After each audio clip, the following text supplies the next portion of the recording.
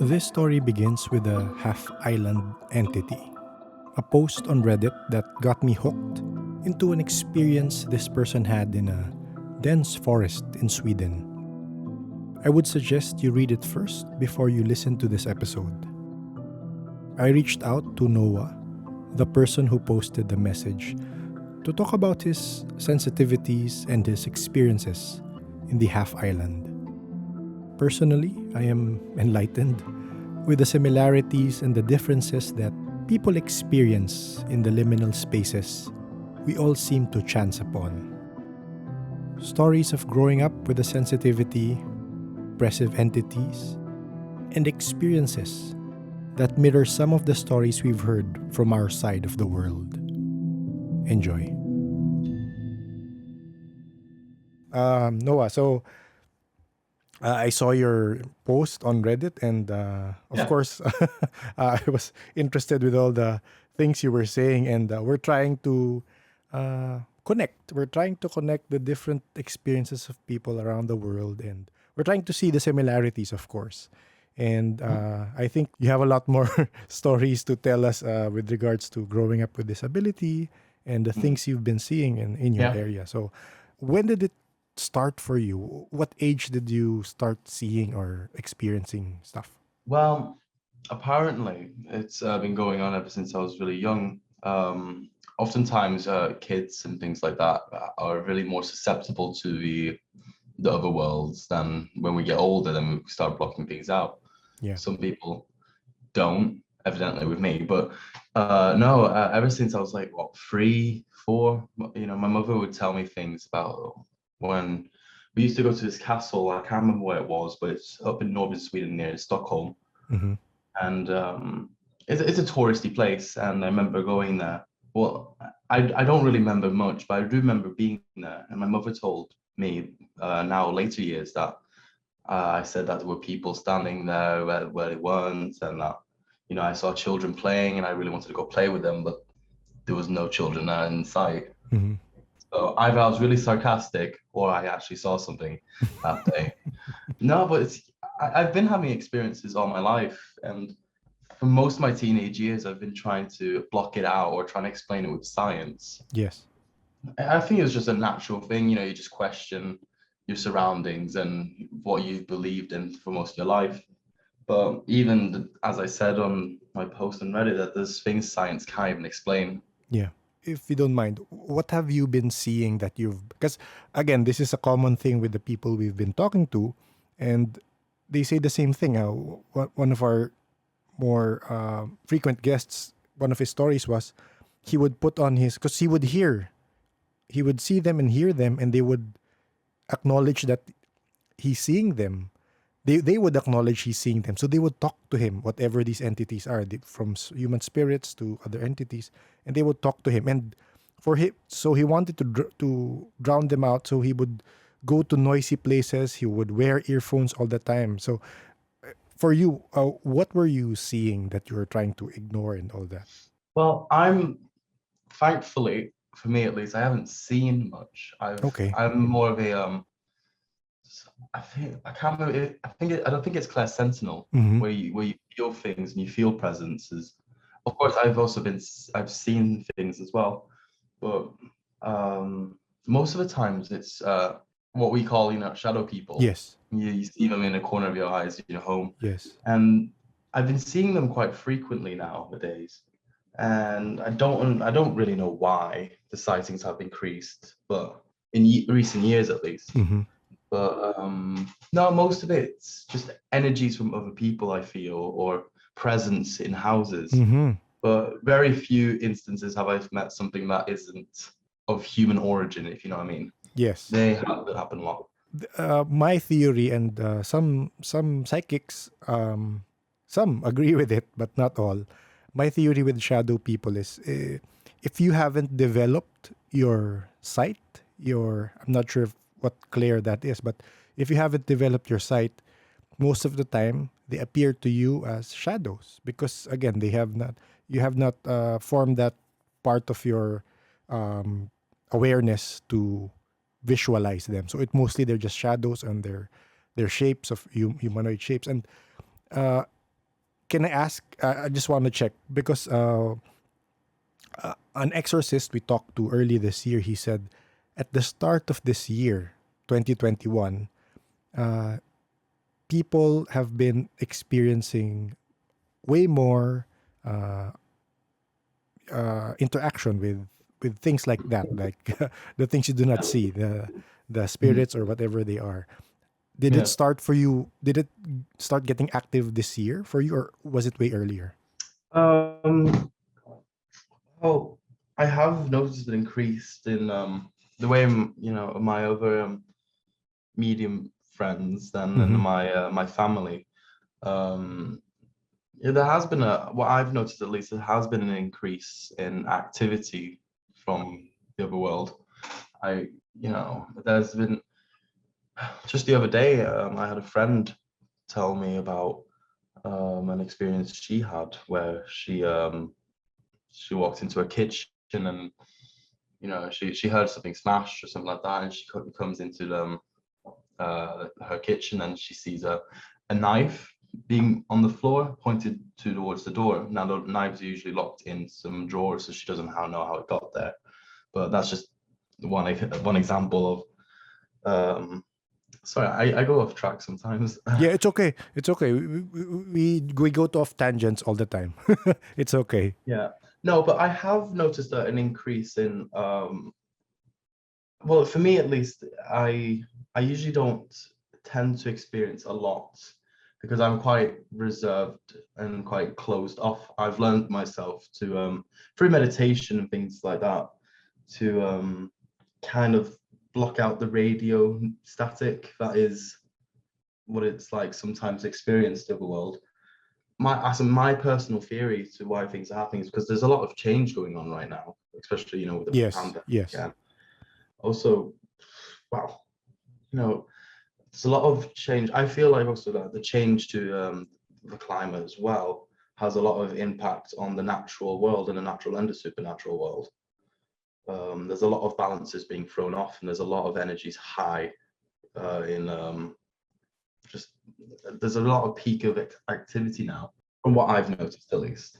With regards to more things happening this year, have you been reading up on the supposed? Again, I am personally, I do not have any clear uh, abilities. I'm just observer, and I like to piece things together. But have you heard of the ascension of Earth this year? The Ascension? Yeah. No, that I have not heard of. No.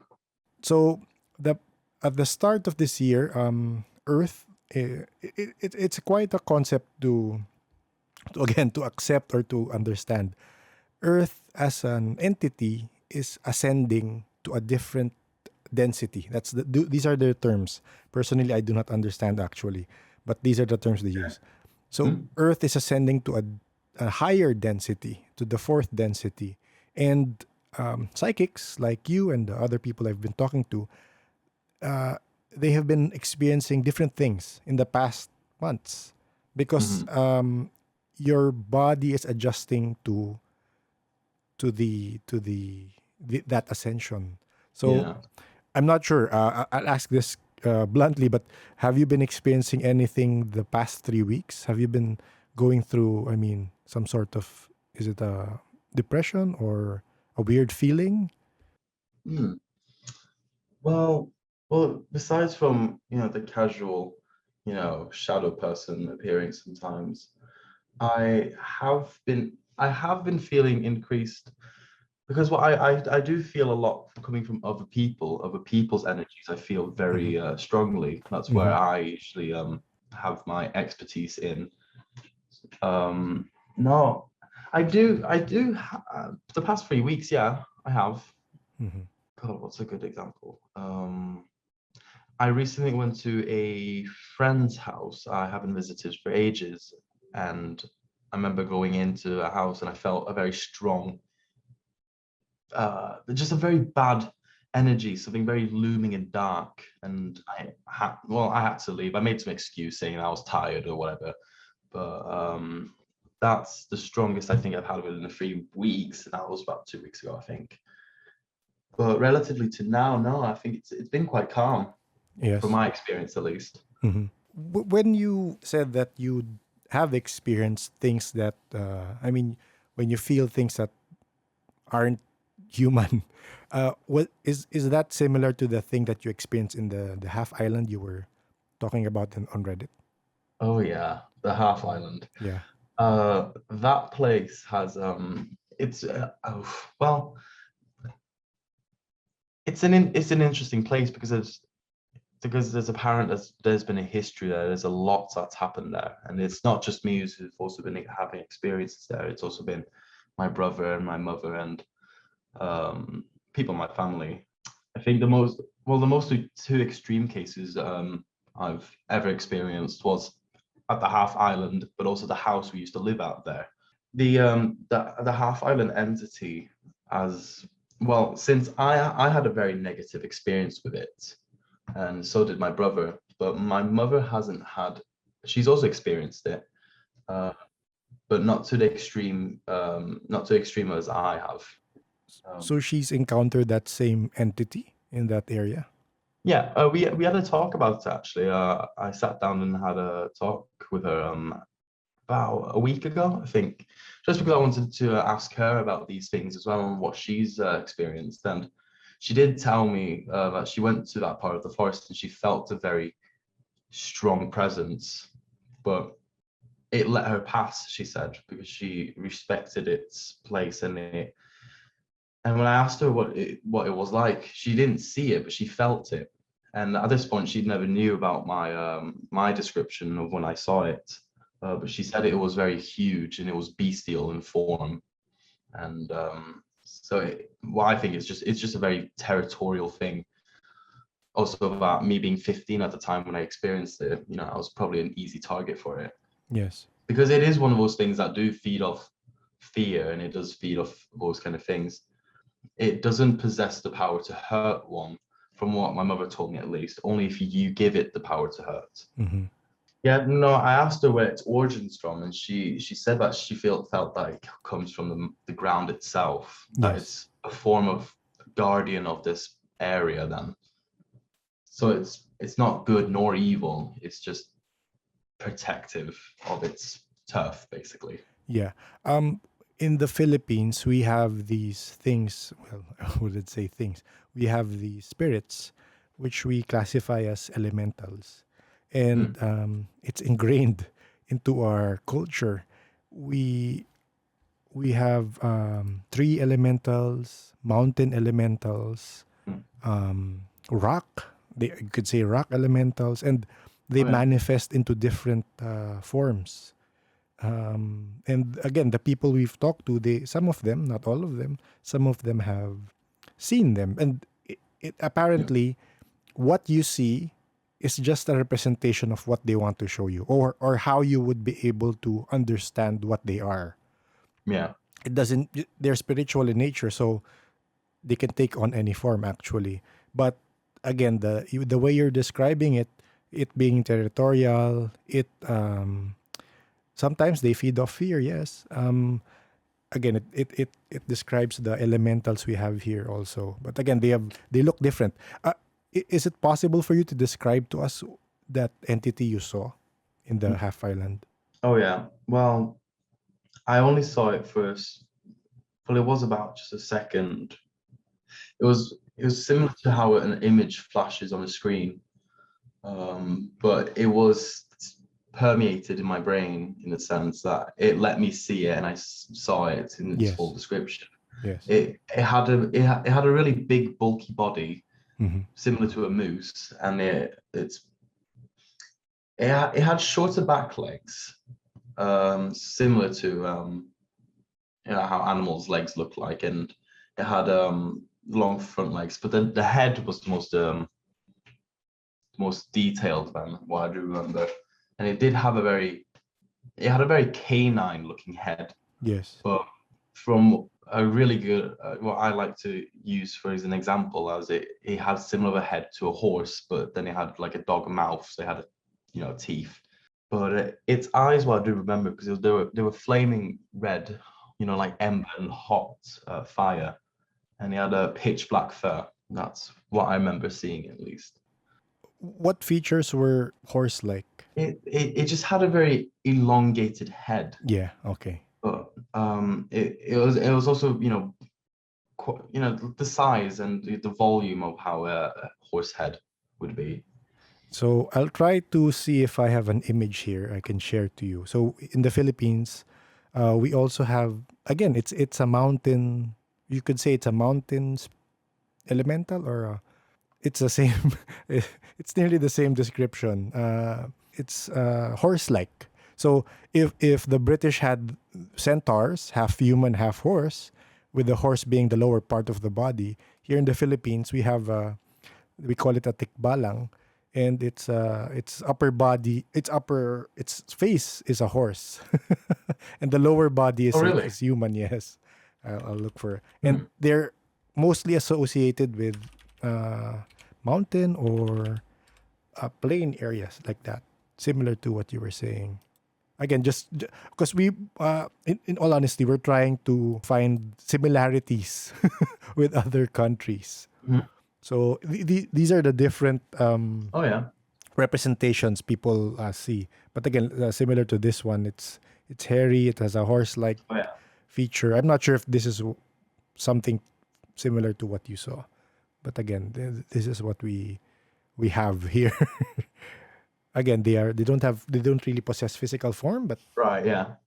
and they are very protective of Mm. nature. Very But protective. yeah, and well, that's what I felt as well with whatever this thing was. I call it the forest entity then, but it was from my mother's description at least, because I haven't been back to that forest for years, So, but she's been there a few times then. Ever since we moved away, she has described this entity as more of being a guardian, more of a protector of the forest than a malicious entity. Similar to, yes, it's the same. Sam, who's in the call, who would also say the same thing, that they are very protective of their territory and their area. So again, that's a nice connection to know that, again, in other countries like yours, Yeah. they're also elementals like this. Aside from that, were you able to experience other beings that, or entities that were not human, Um, or feel something? well, we had a demon at one point, Mm-hmm. and this was when we back lived in we we always jokingly call it the demon house, Okay. uh, but it was a red house we used to live at, very close to the half island then. I don't think there was a connection to it. However, I do feel that the negative energies of that area did amplify the severity of, well, the demon's power than it had. I've only, because because the demon house with well, it was just a red house, but there was the main house where most of the family lived, and then there was a secondary house where me and my brother. So it was a bit. We lived basically in a shed, Yeah. but it was a bit of a nicer shed. So we didn't experience much because it was attached to the main house. But I've seen it once, and it Mm-hmm. only came as a form of, red eyes, and it hid behind a corner. So when I looked, it went away then, behind the corner again. Yeah. I knew then that it wasn't anything human, and then, well, it's quite a complicated story of where it came from, and a lot of family issues as well. But the main hypothesis to what this thing was is that it was a manifestation of someone's hate. Yes. Was there? Yeah, there was a family issue, and she wasn't a part of our family then, but she despised us a Mm-hmm. lot, Yeah. and she she would know things that were impossible for her to know. And this is around the time it got more powerful, because it followed us, actually, this entity then, the demon followed Yeah. us from a different apartment, but it's just been growing and manifesting off our energies, and it just, at one point, it did become physical, in a sense that it could hurt family members physically. Mm. So I remember Mm-mm. my little sister, who was only 3 at the time, waking up with giant, scratches on her back, Yes. and, eventually, because we had priests and we had shamans come to our house and try to close the portal that this entity had opened. Yeah. But it was too late. It was basically that it just a tree had grown in the in the whole house, that it was just too stuck in there. Mm-hmm. So the only option we had left was to move. And I remember, because it used to make everyone a bit depressed. I remember my mother and my stepfather, they weren't feeling great, and my sister, then she developed this like infection on her face, and it would never go away until we moved away from the house. And that's when everything, I remember actually having nightmares of the house Yes. as soon as we moved out of it. And to this day, I think it's still there, because it just manifested itself into the house, and well, the only option we had was just to leave it. Yeah. Thankfully, it didn't follow you to where you are now. Oh no, yeah, no, it can stay in Demon House. Yeah. It's not welcome else. So, are you doing any protection over there in their new house and where you're staying? Um, I've where I'm currently right now is I live at my father's house at the moment. Mm-hmm. Uh, because of COVID and those Yeah. plans of moving out, but whatever. Um, it used. I remember when I was younger, at least, I never liked being here because I felt a very heavy presence, or if I would stay here for too long, I would get way too depressed and I would feel no energy. But recent years, it's been actually very, very calm and refreshing energies here. I don't know, it feels like a place of rest, a place of healing. It feels very light Yes. nowadays. Mm-hmm. So I've felt, no necessity to, bless or calm this place, or, cleanse it even, because no, it just feels nice. Yeah. That's good. Oh yeah, of course you do have your like occasional sightings sometimes, but there it's never anything too extreme. Like, like, Oh well, most of the times I think where because it's me and my brother in his yeah. household, we're the most sensitive. Because we don't currently live with our mother much, but um, so out of the people who live here, at least, we're the most sensitive, and we've had experiences with spirits who want to pass, because it oftentimes, from my experience and also my mother's and whatever, people who are very sensitive to these things, spirits can get attracted to these Yes. things. Yes. So me and my brother have encountered a few spirits who want to, move on, who want to go into the light, and it does get a bit overwhelming because sometimes they're really lost souls. But so usually we would call in our mother, and she would help us get it through where it needs to go. Because I haven't been because I've been suppressing this part of me for such a long time. I've never really learned how to deal with these things, and that's what I'm doing now. Mm-hmm. Getting closer to myself, but also being able to help where it's necessary, whether it's cleansing energies or helping spirits pass into Yes. the next life. But thankfully, I haven't needed to do that for a while, so that's nice. Can I ask, if you don't mind, what is your belief system? Um, I was born Christian and I was raised Christian, but my family aren't really religious at all. So I eventually, because I had a lot of questions about these things, and the Bible really never explained them to me at least, where it was Yes. Yes. satisfactory.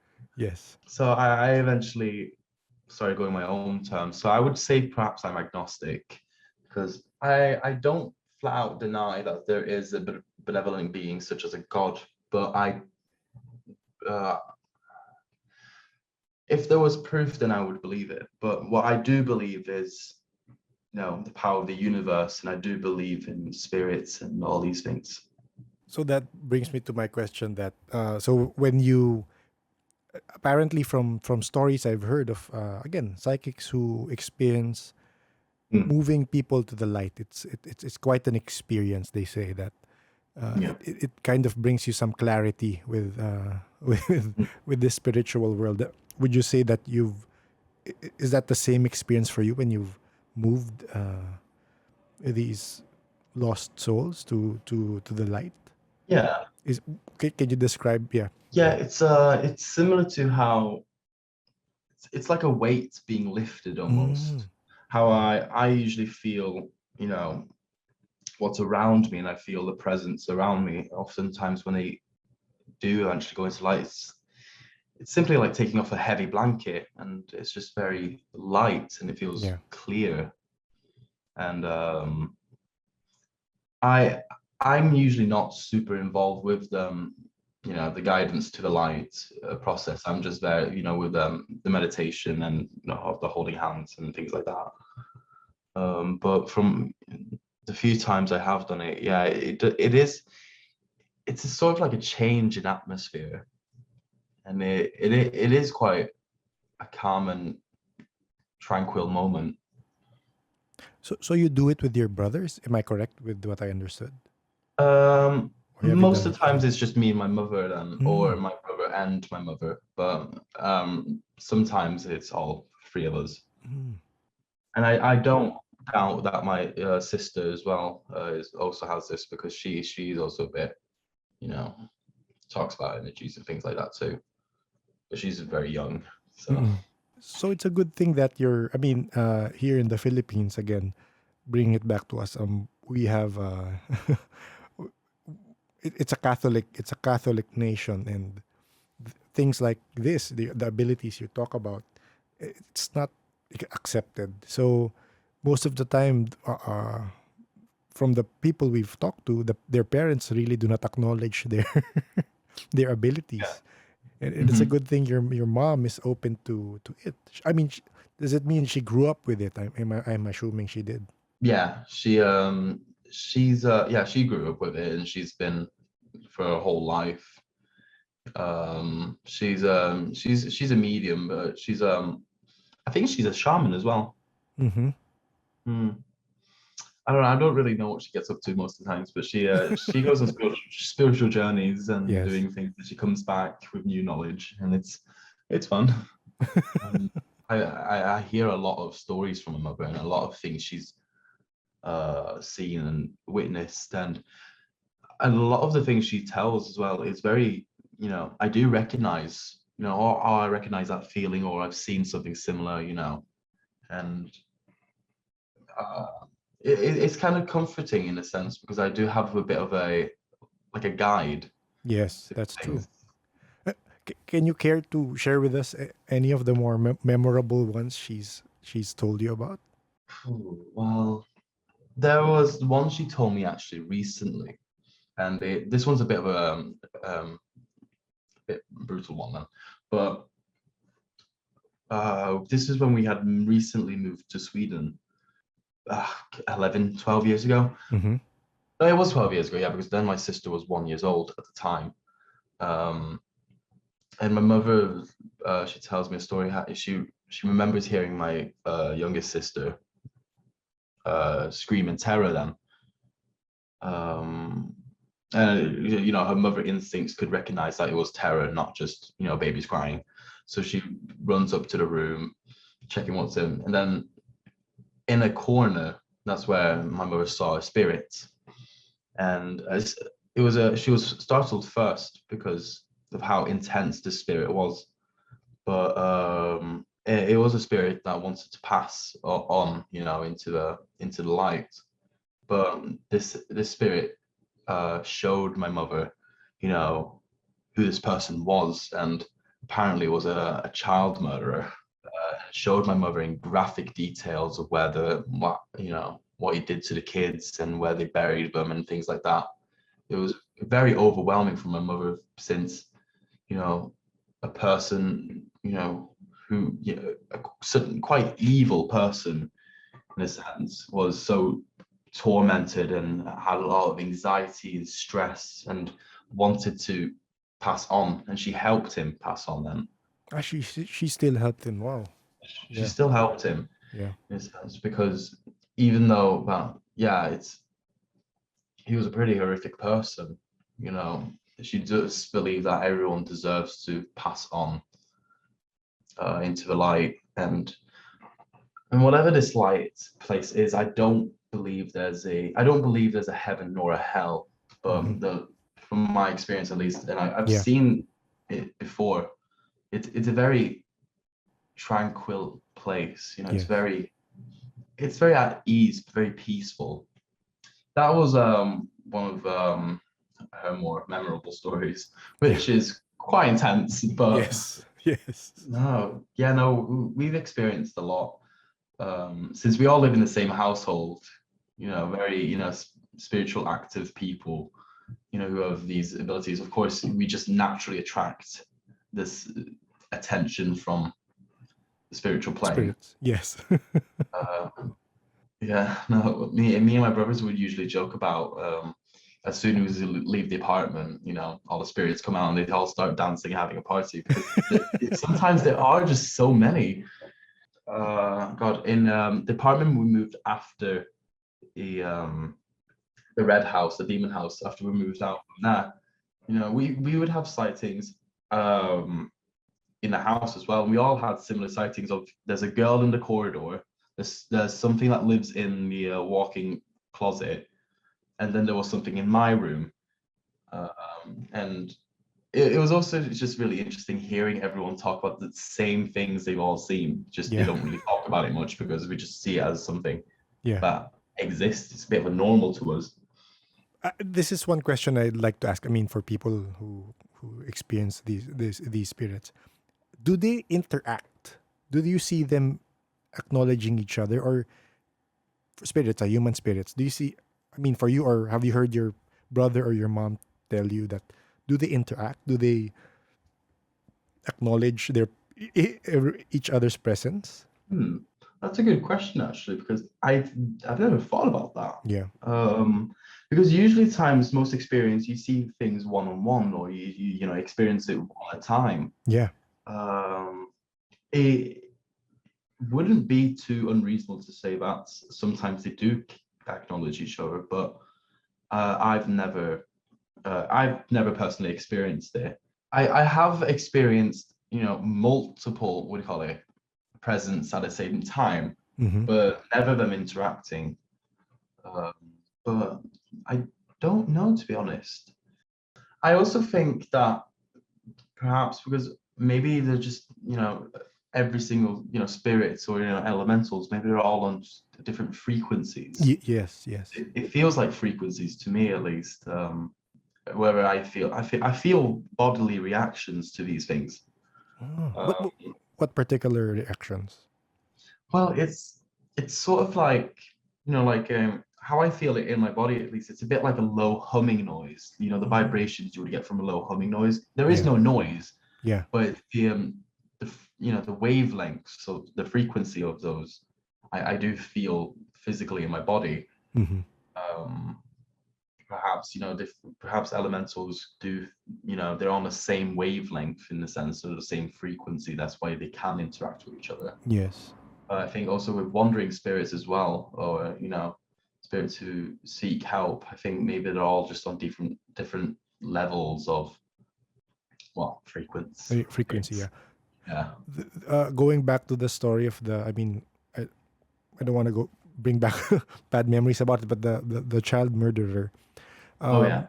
We've heard other psychics also tell us that apparently in the spirit realm, for human spirits, free will still it's still something they follow. Meaning, just because someone wants them to leave and come on, go to the light, you can't do that. They have to do it on their own. So absolutely. Yeah. So the fact that murderer wanted to do it, to move to the light, was, again, for me, alarming. But I mean, he probably really wanted to.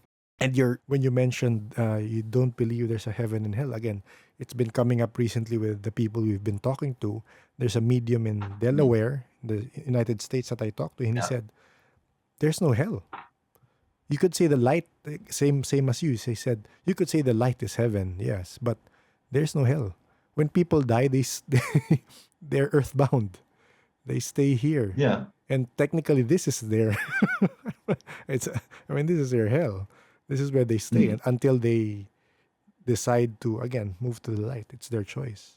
Absolutely, and I think also that when someone passes on, when they leave their physical body, I think all the torments and of being physical leaves them.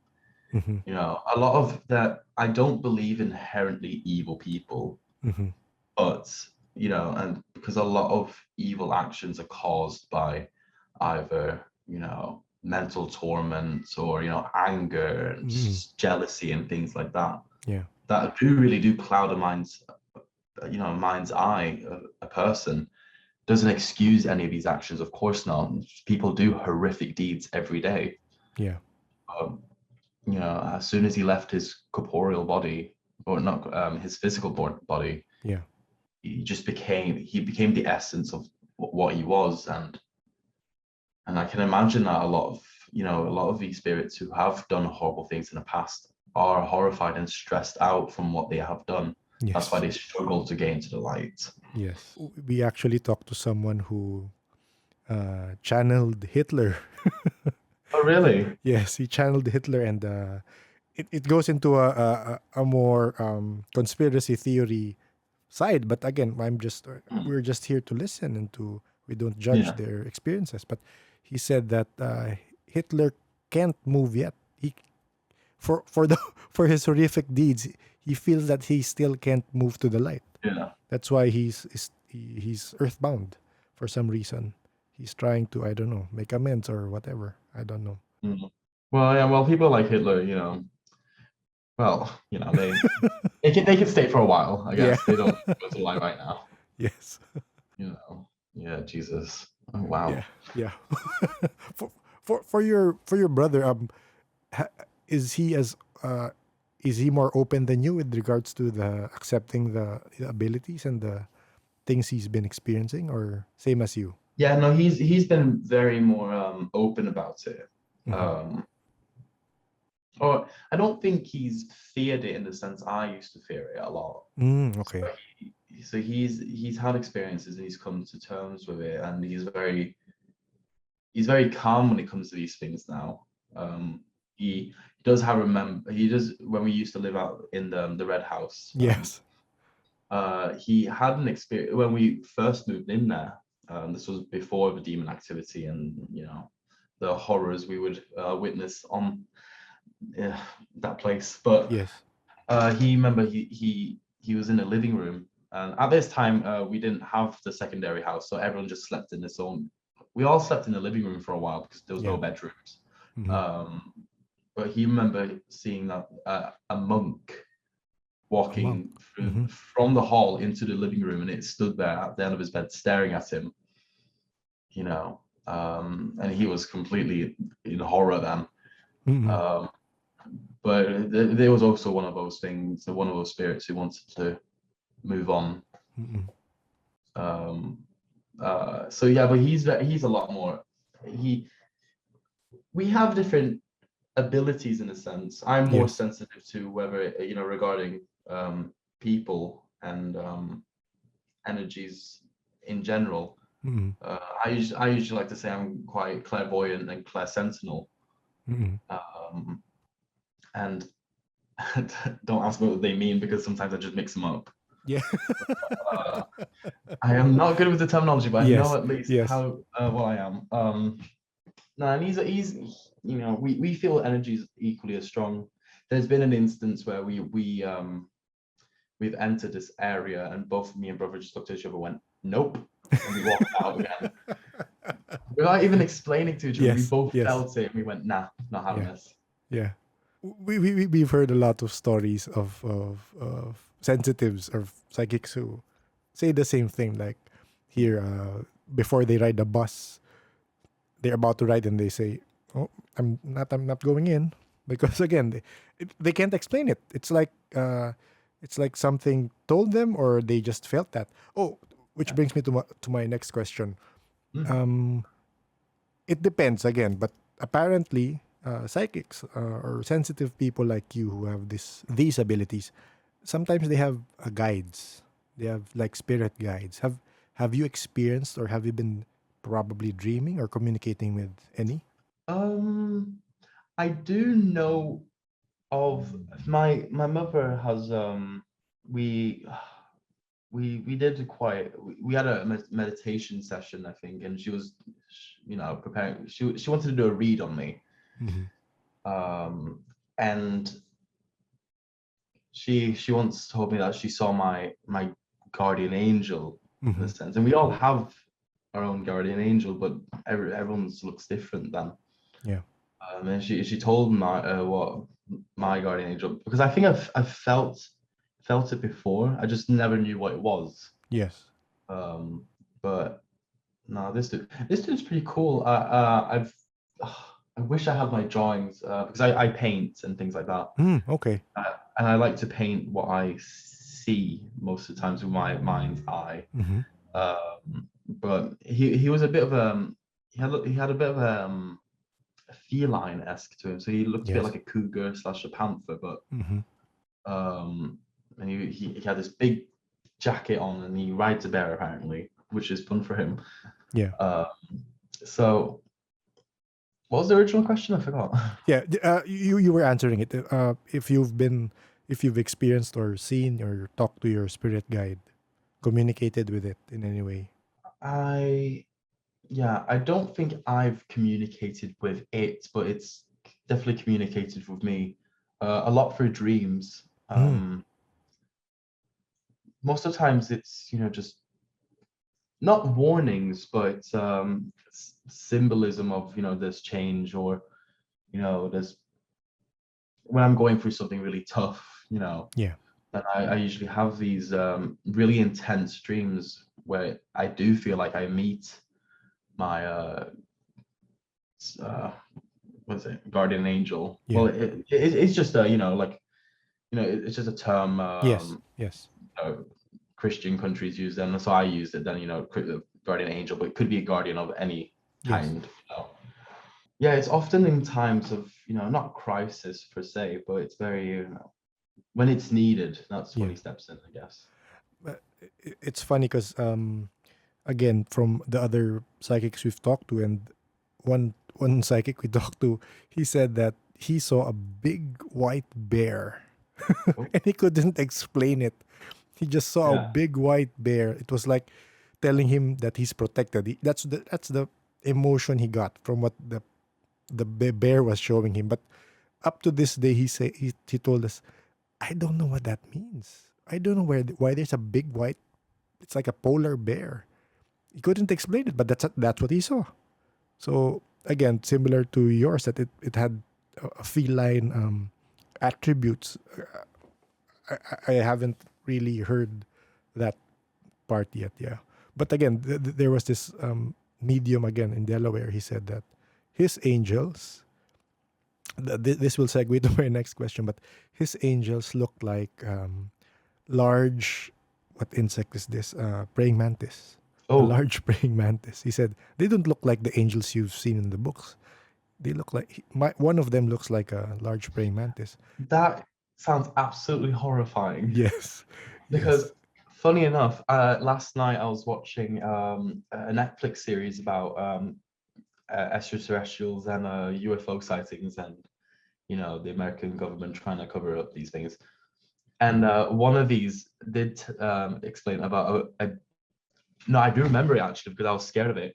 Was a giant praying mantis. Mm-mm. They showed in one of the scenes of an eyewitness of someone who'd been abducted, and I was terrified all night that there was gonna be a praying mantis standing outside my bed, because I can't handle insects. They scare me. And So if an alien looks like yeah, one of them, then no, thank you. apparently one of the species do, and yeah, we've talked to another person who can channel ETs, and he said, "Oh, that's I forgot what he called it, but that's one race supposedly." So that brings me to my question: have you experienced anything of that nature? Because again, it appears it's connected. The spirit world and ETs, they are connected in some way. Have you experienced anything like that? Um, Nothing I can confirm that was 100%, you know, extraterrestrial at all. I have, seen weird lights in the sky, whether that could be airplanes, satellites, or experimental aircraft, I don't know. But I have talked to people who have had extraterrestrial encounters, and well, my mother as well. Okay. Yeah.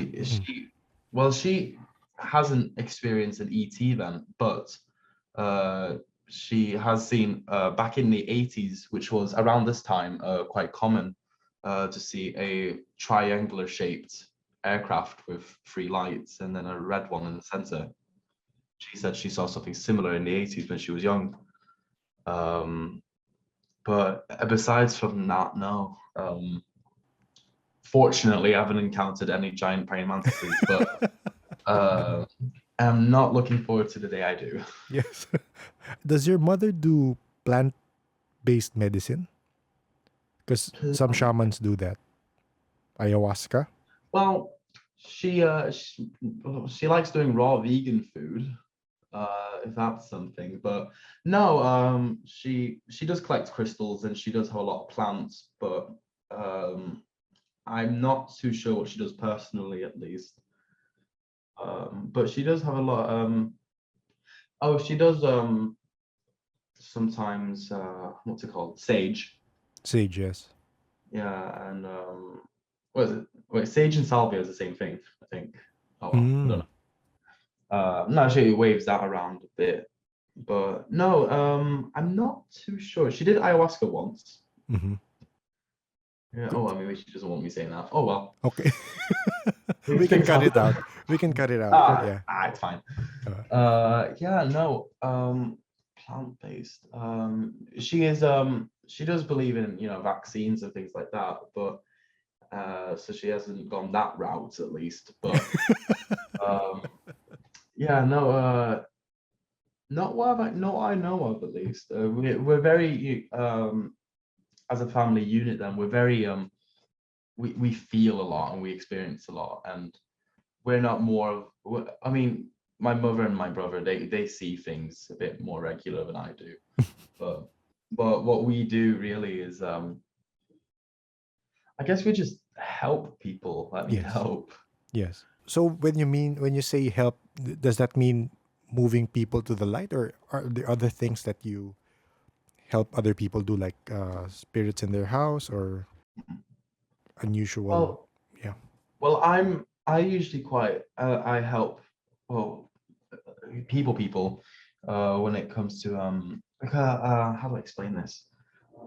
I feel very strongly. I can read people, and in Yes. the sense that I understand them on a spiritual level, I guess, and Yes. whether they're being tormented with something, I do readings where I deep dive into them, in a sense. Mm-hmm. Um, how I describe it a lot of times, because it's not that I see the future, but I see what path people are on. Yes.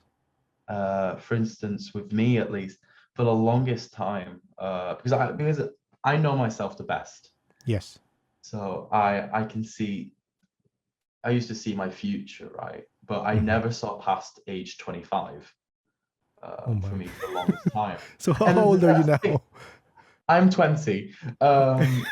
No, no, but for the longest time, I really thought that I wasn't gonna, and I knew it as well, that I wasn't gonna live long. But something's changed recently where now I can see past 25. I see up to 60, 70. Wow. Okay. And time and, fate, it's not linear. It's a bit like a river. Yes. Every potential path one can go down exists. It's happening at the same time. Yes. So like I say, when I see these things, it's like watching a film or a movie, but every single scene is happening at the same time. You mentioned that stream of time. Have you seen it? Have you I've have you experienced? I mean, the way you describe it, it's like you're seeing it. Because I have a question well, after that. Yeah. hmm, it's nothing I see, but it's something I just feel, and well, what I kind of see in my head or what I feel it is. Um, well, most of the times when I say the river thing, it's more of an analogy or more of a metaphor than anything, but that's the best way I can describe it in how it feels. And um, we're all on a path towards something, and whenever sometimes the path can change, and that leads to better paths or not. Um, so on the path I am on now, I see good things for myself in the future. I do see bad things as well. Um, but that's where it comes to when it comes to helping people, is that oftentimes I try to guide them towards a better path in life. I've had friends.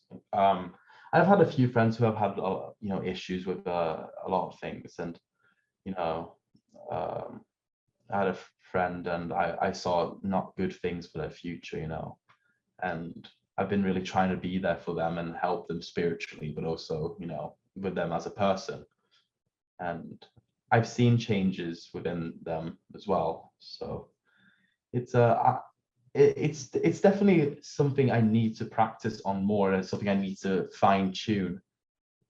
I'm relative, relative to like most people who are, psychics or, have these abilities. I'm pretty much a newbie, but even though I've experienced it most of my life, I've never, only recent years, I've been trying to understand why or how How? Mm-mm. these things are.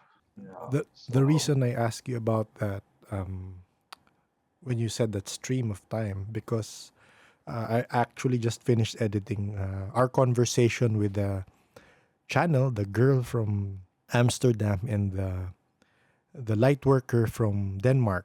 Again, they have similar stories as you, that they grew up with this, but I think they're a little older than you.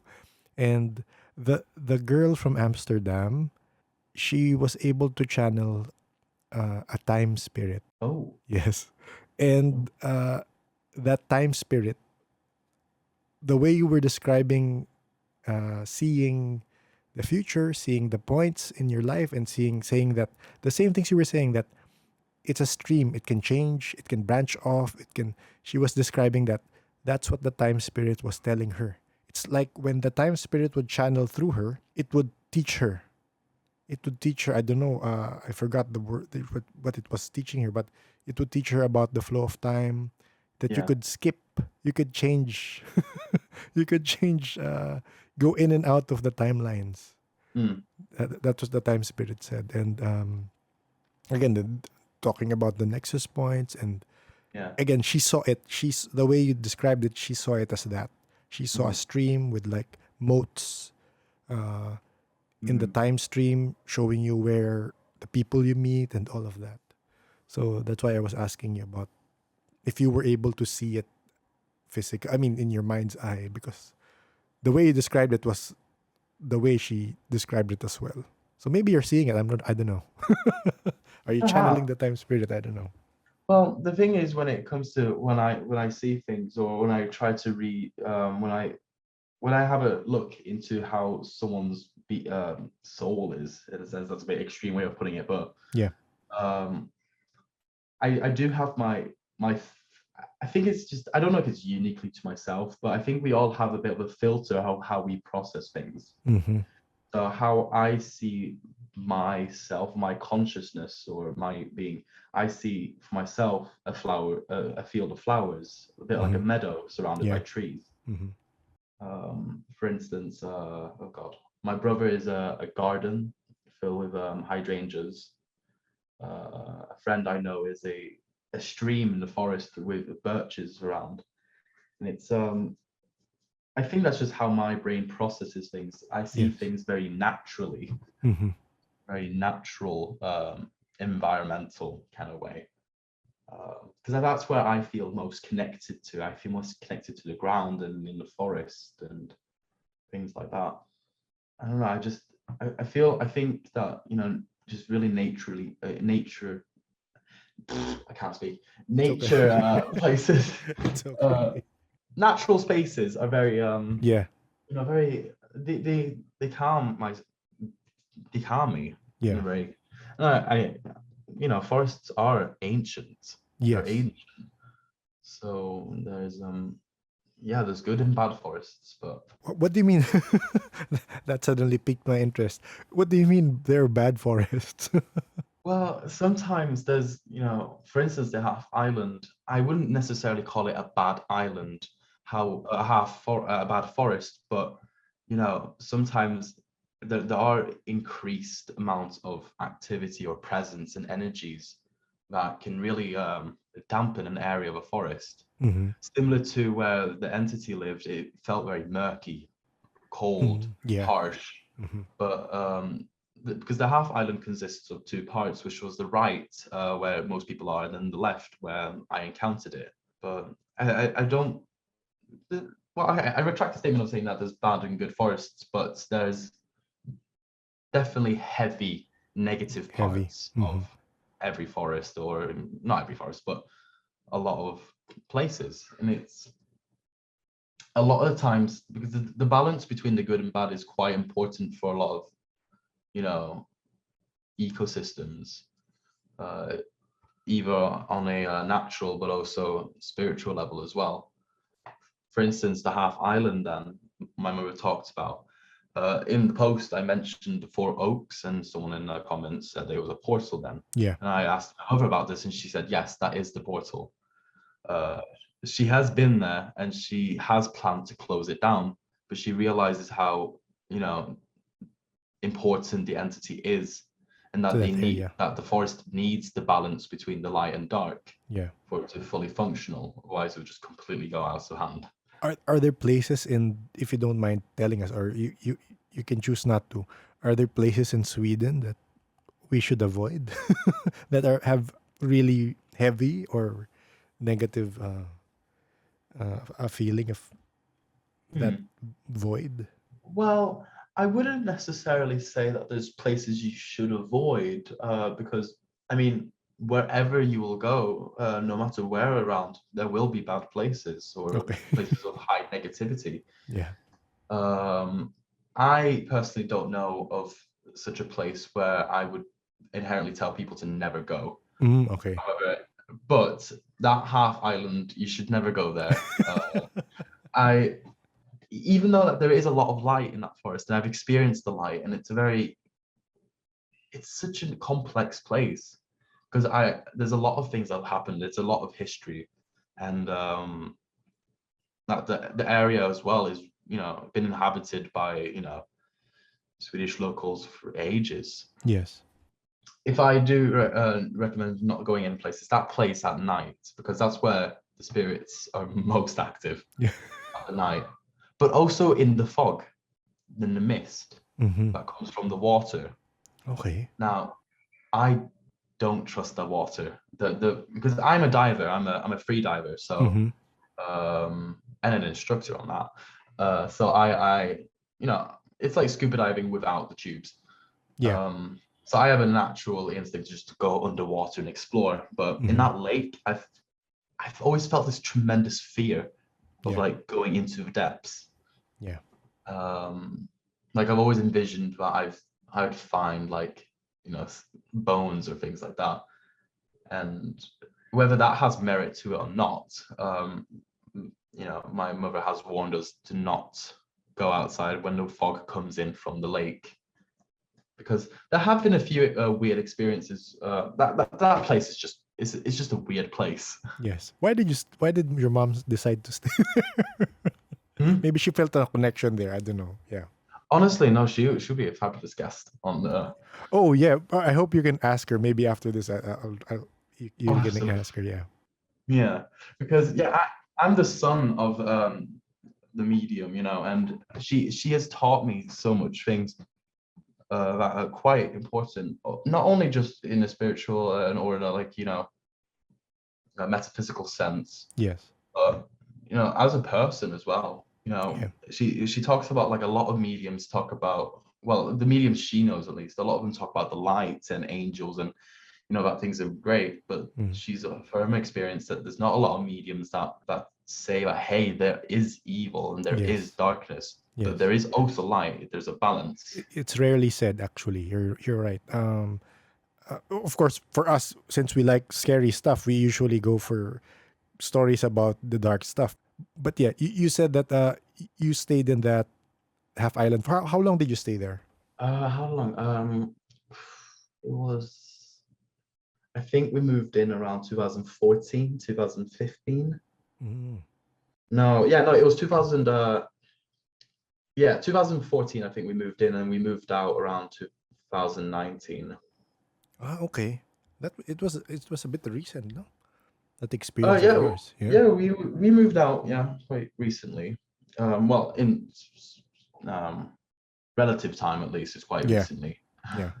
Because after when the pandemic started, it's it kind of mushed time. Yeah, Another question again. I was again editing the conversation with uh, Jamie and Maria, the girl from Denmark and yeah, Amsterdam.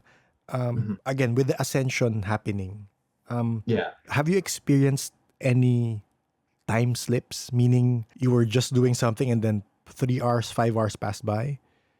That was very noticeable for you. Um, Did anything happen like that in the past few months? Not in the No. past few months, but Mm. I have experienced it out in that forest, the Half Ah, Island Forest, okay. um, and also the neighboring forests around that area. I definitely believe that I accidentally stumbled upon a bit of like a fairy or fae area. Mm-hmm. But yeah, in the forest, definitely. I remember walking into a place, and then just, I can't remember how long. I think it was about half an hour, or a half an hour to an hour. I remember of my time just vanishing, and I remember going forward, and then I remember just walking back. So I have no idea what happened. Um, but I must have stumbled upon something. Did you encounter anything there? No, my mind is completely blank. I I do remember it being very, like, light, and it was very, like, a very light thing. So, for instance, when I encountered the forest entity, the beast, then Yes, the beast. I remember things going much darker and darker and darker. But from in this instant, things felt a bit lighter instead, Yeah. until my memory just completely cut out. Again, these stories are similar to. I mean, if you look at English literature, they have the same stories, right? In the Philippines, we also have the same stories of people. Actually, some people getting lost for days, but when they were there, they felt like they were there for hours only. And when they were found, it was days. And some of them experienced seeing other. I mean, you could say it as fairies.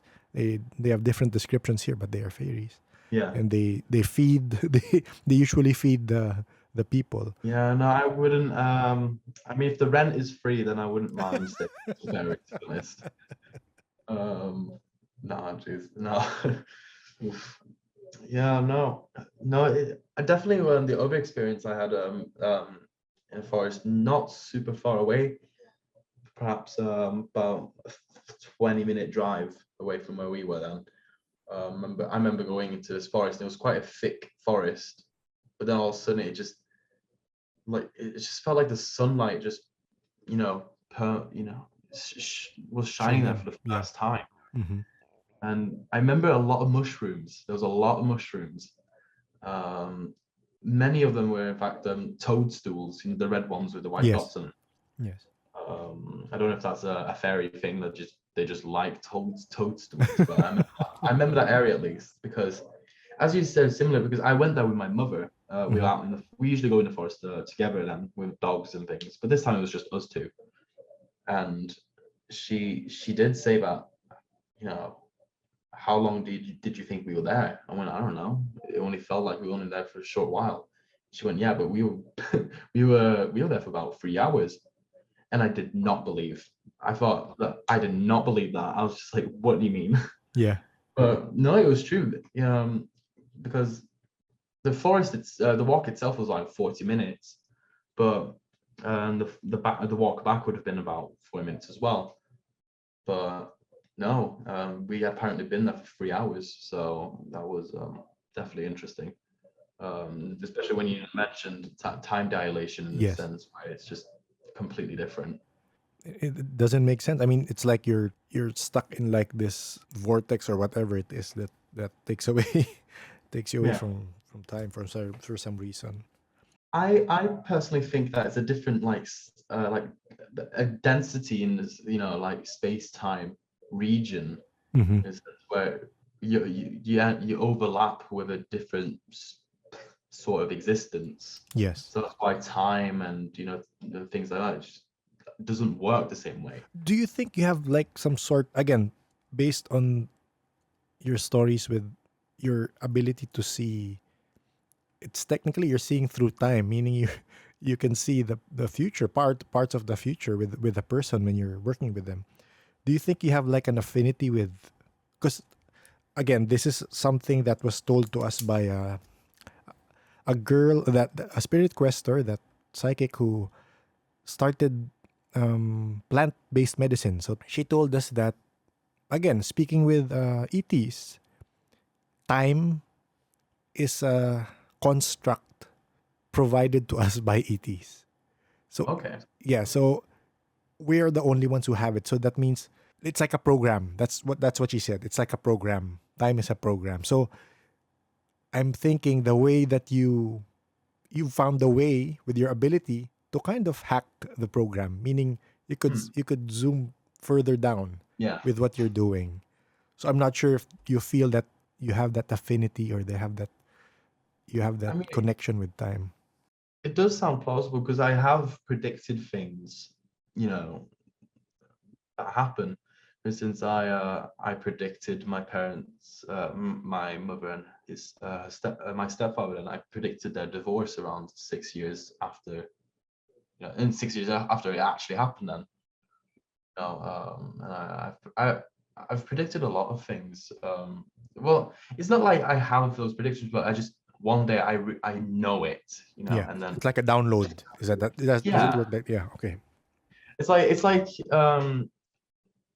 like seeing like a leaked image of a Mm, game that's going to be released in a few yeah, years. yeah, Like I know it's coming. yeah, I just don't, and then it happens, and then I'm like, whoa, I can see in the future. Then I forget about it. yeah. Um, Does it come to you in dreams or while you're awake? um, I haven't had it so many in dreams actually. I have a friend who has these things that she sees things in dreams and then they happen. But for me, it's just it's like an overwhelming feeling just comes over me, and then it just I have like for a second of clarity, and then I understand. Um, for instance, when this happened, for instance, when I predicted call it my mother's divorce, then it was on her wedding day, which sounds horrible and cynical to say, but I remember just being there, and then I just had just the overall feeling of, oh, this is this is only going to be for 7 years, and then it boom 7 years, and then yeah. But for the one you mentioned about your friends when you help them, does it come to you? I mean, do you have to go into a meditative state to see that or to Um, experience the future? yeah, it's very I it has to be very like clear energy, from both my part and their part as well. So oftentimes it would be like a quick meditation now, because this thing just kind of comes naturally to me. Um, I can't really stop it. Sometimes, you know, I don't ask to see things; they just present themselves, and then I see it. But I can choose when it happens as well. For instance, when I do these readings, then. But yeah, it is just just trying to cleanse my mind a bit, just let it clean off, let me be a clean slate to the information I'm going to be receiving. Yeah. And depending on who it is, sometimes it can be overwhelming. I do recognize that in myself as well. Sometimes it just comes to you. It Yeah. just happens. You're just presented with it, and then you're just stuck there with information you don't know what to do with. Yeah.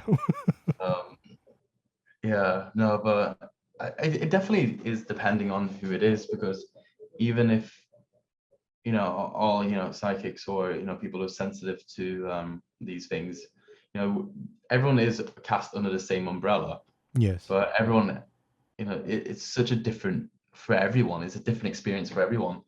The only reason why it has merit to it is because there's so much similarity everyone has with Mm-mm. each other. Yes. As Um, much as the skeptics want to shoot it down, the experiences match. I mean, the similarities match throughout all experiences. So it's hard to discount. I mean, maybe there are people who manipulate it or use it wrongly, but it yeah, matches, right? and it's been like this for it's not a new thing. It's Yeah. been throughout Yeah. this, Yes. like this, as soon as people has existed. Yes.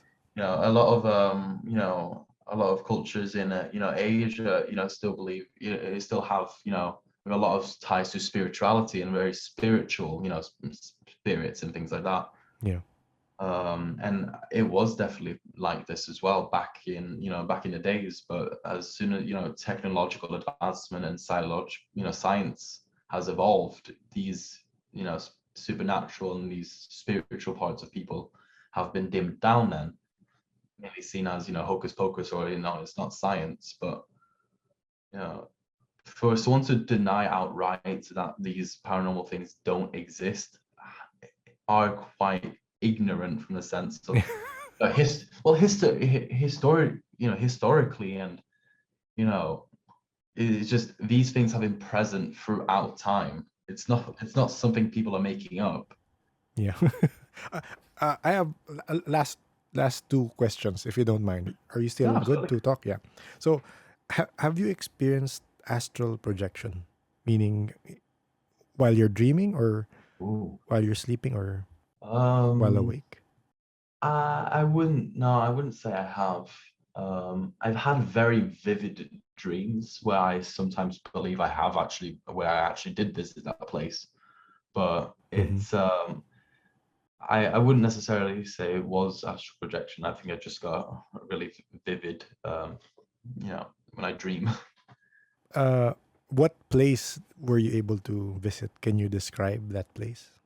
Well, whether I did visit it or not, I did see in grave detail. It was my friend's house, I remember. Mm-hmm. Mm-hmm.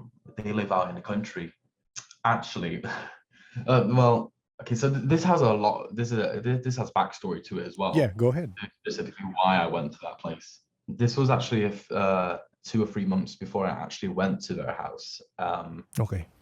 But I remember going there, and I remember just standing in this big hall, and it felt very oppressive in a sense. It felt very heavy and angry, and I remember waking up then, um, because I didn't recognize where I was, but I recognized my friend because I remember seeing them, in a dream, or when they were sleeping then, I guess. Mm-hmm. And I don't know if that was an astral projection or not, but I remember going to that house, and I remember seeing the room I recognized, and I was like, wait, I've been here before. A bit like a Yeah. deja vu moment. Yeah. Um, yeah, but no, that house has some of the worst energies I've ever felt in my life. Honestly, oof, it is heavy. So what do you think is there? Well, well, okay, I have to word this correctly. Yeah. No, it's the problem is it's a really, really old house. It was I don't know what it's called in English, but it's a herregård, so it's just a really huge house. You know, he wasn't rich, but it was his mother married his stepdad, and he was super rich, so that's why they had a huge house. Anyways, I remember going there for the first time, and it was so dark and so aggressive, and it felt like the walls were like screaming at me almost. It was horrific because it was so suffocating. I had to go outside to like take a breather, and then that's when I called my mom. I was like, hey, yo, this is bad. And she went, and then she told me how to like protect myself against these energies. Mm-hmm. um so I don't know if that dream I had was to warn me of this place, but Yeah. I've never been back since because it was, yeah, it was horrific. And also hearing the people who lived in the house as well, they had experiences as well. My friend then told me that they had a experience in that house where they saw they saw things flying, like the roof had been lifted off and there was something descending down. They said, at least, and I went, so which room was this? And it was the room we were standing in. I went, yeah, because this room feels really bad. Wow. And yeah, so no, see, I haven't been back there because it was a nightmare being Yeah. there. And because what I felt in the walls was a lot of anger, a lot of pain, and a Mm-mm. lot of just sorrow and resentment.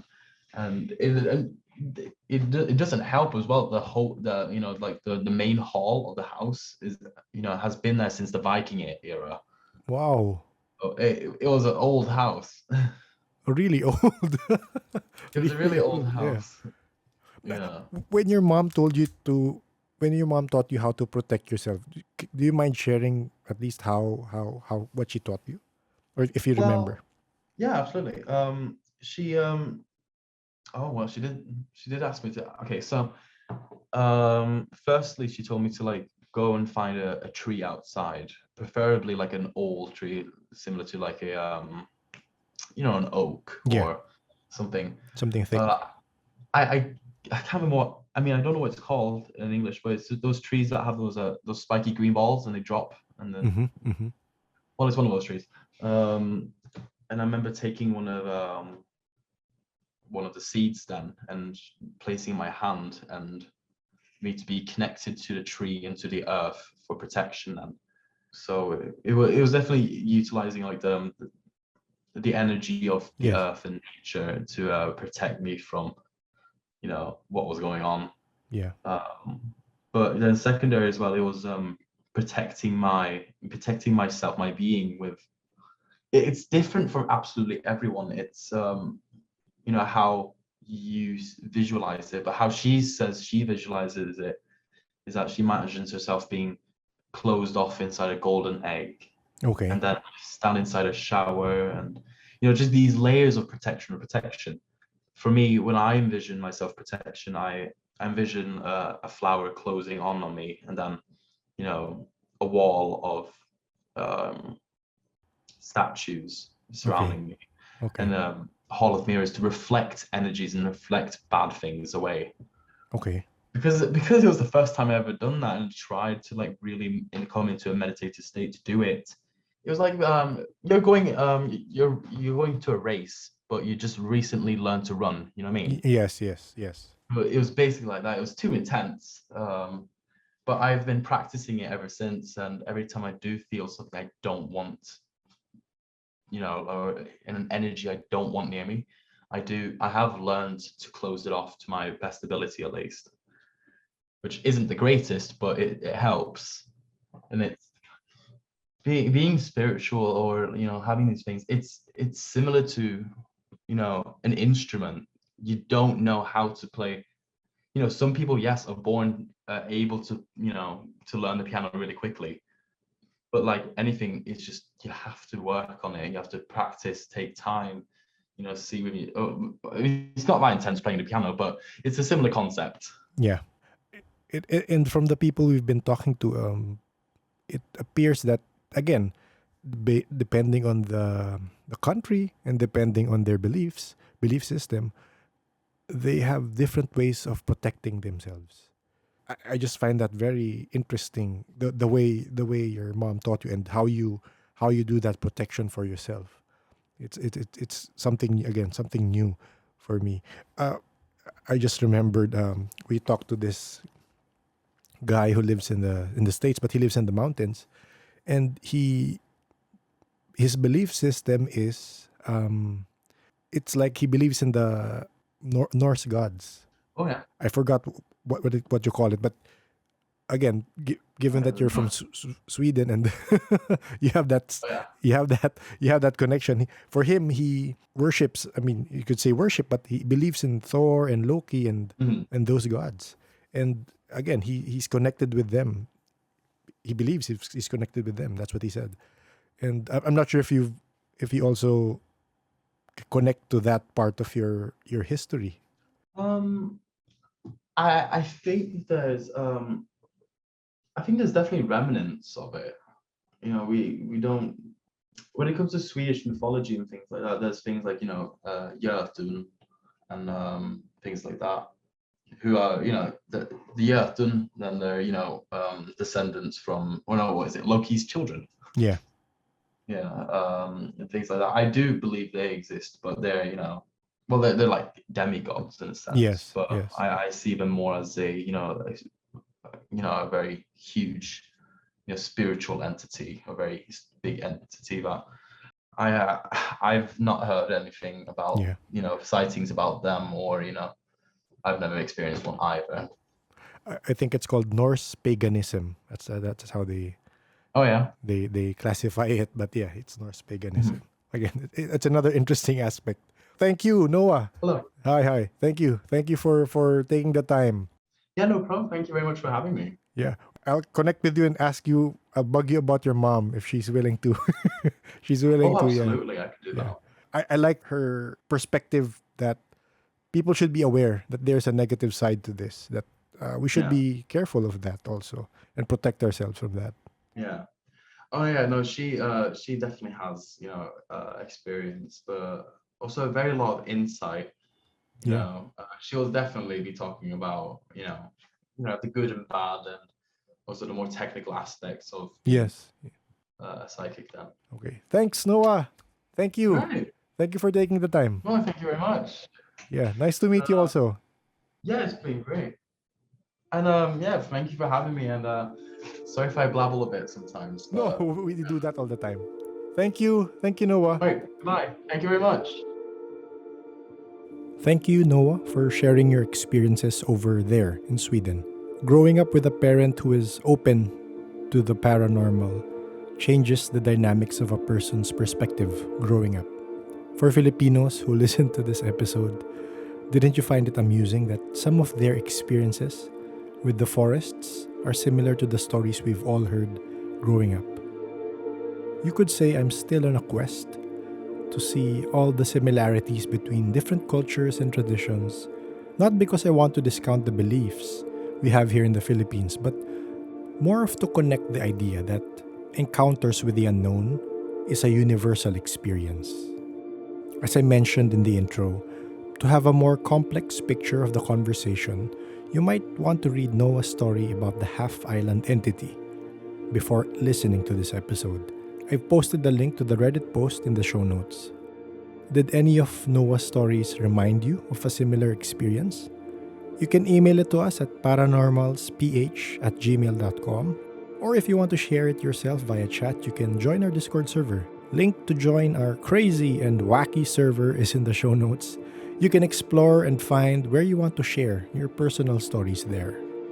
If you want to be notified if we've put up a new episode, please subscribe either on YouTube, Facebook, or Spotify.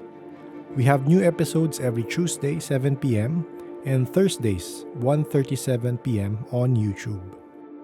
A big thank you to our paranormal Patreons and Kofi supporters: Sunny, Jay, Don, I Am Who I Am, and Enrico. Thanks a lot for the support. If you're curious as to what Patreon is and how to support us, you can check the link in the show notes. Also, thank you to our Kofi peeps, Terim and Ira. Thank you for your coffee. From time to time, I look at our metrics just to see who is listening and from where. I don't know if they were by accident or not, but if we have kababayans over in Berlin, Danke. I-English ko na lang. Thank you for listening. We would love to hear from you on Discord or on Facebook or on YouTube. Let us know. Please drop by and say hi. We'd love to hear what ghost stories you have over there in Berlin. The Paranormal Podcast is engineered and produced by F90 Productions. When you can, please leave us a review on your preferred delivery platform. It can be a like, a share, a subscribe. It really goes a long way to help our podcast grow. Thank you everyone for listening, and please stay safe.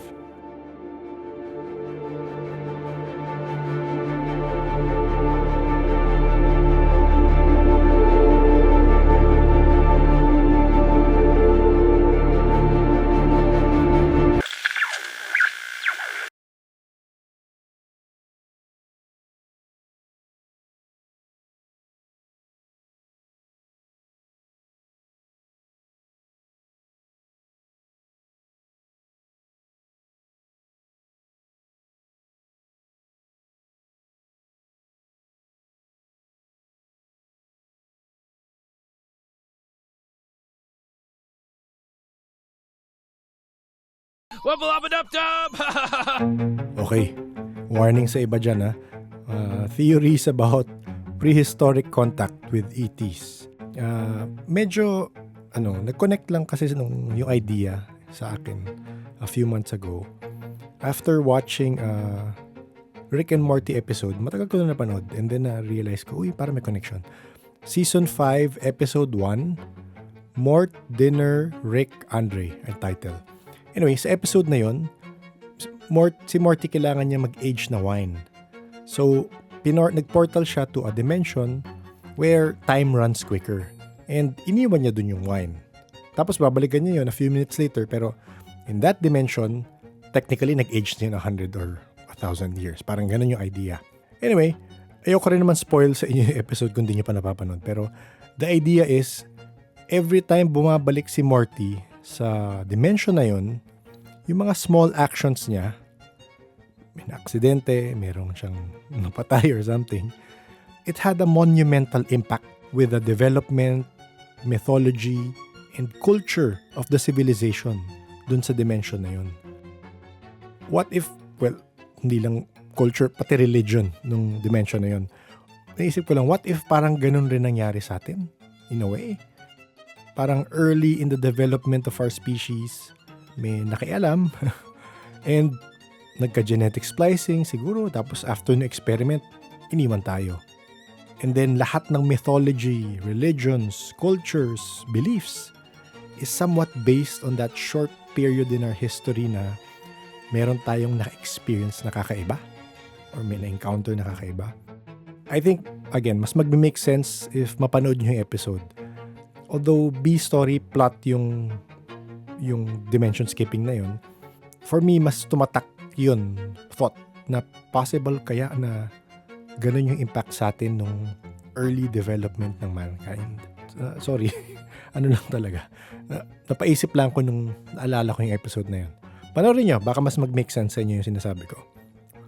Which is also a lesson kung isipin nyo na yung actions mo may impact rin yan sa iba't ibang tao na makakasalimuha mo, di ba? Kahit feeling mo walang impact. Let's say, baka down the road, maalala nung batchmate mo na ikaw yung ng arbor ng baseball cap niya nung grade school kayo. Tapos, nitong matanda na kayo, may kailangan ka, wala na siyang kusang tulungan ka kasi naaalala niyo yung ginawa mo. Kahit for you, hindi siya ganun ka-big deal, di ba? Kasi ayaw niya tumulong dahil kinikim-kim niya na para yung ginawa mo. Para may hugot, no? Pero, something to think about lang. Na lahat ng cultural, religious, traditional practices natin ngayon could have been influenced by a very specific point in our unknown history. Okay, bow. Ingat.